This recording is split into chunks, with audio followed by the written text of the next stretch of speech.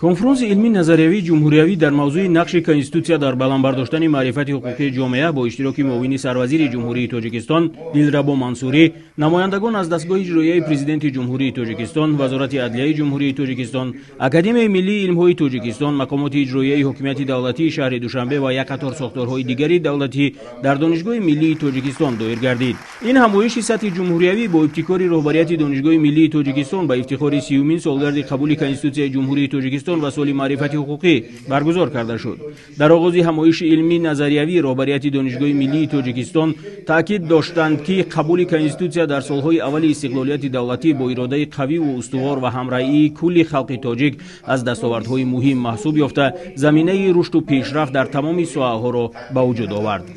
یکی از دستاوردهای مهم مردم شرفمند تاجیکستان این قبول کنستیتوسیای جمهوری تاجیکستان به حساب می‌رود و واقعاً باید تاکید نمود که قبول کنستیتوسیای جمهوری تاجیکستان در یک دوره مرکب تاریخی به وقوع پیوست و مردم شرفمند تاجیکستان، اهالی صاحب اراده جمهوری تاجیکستان در همان دوره مرکب تاریخی نیز از رشد بی‌میلان مناسبت‌های مهم جمعیتی استفاده نموده به طرفداری کنستیتوسیای آواز دادند که واقعاً امروز در معرفی دولت و ملت جمهوری تاجیکستان در عرصه بین‌المللی یکی از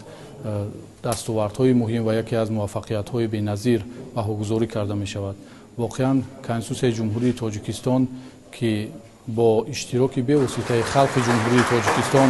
با طرز برگزاری رای‌پرسی عمومی خلقی قبول گردیده است، توانست در مدت 30 سال عمل خود در جامعه صاحب استقلال جمهوری تاجیکستان انکشاف و رشد بی‌میلان را تامین نماید و برای مقرر گردیدن مهمترین پدیده‌های حقوقی از آن جمله اعتراف و ارج گذاشتن به حقوق و آزادی‌های انسان و شهروند و همچنین مقرر کردن فعالیت مقامات‌های مهم حفظ حقوق جمهوری تاجیکستان زمینه مساعد را فراهم آورده است.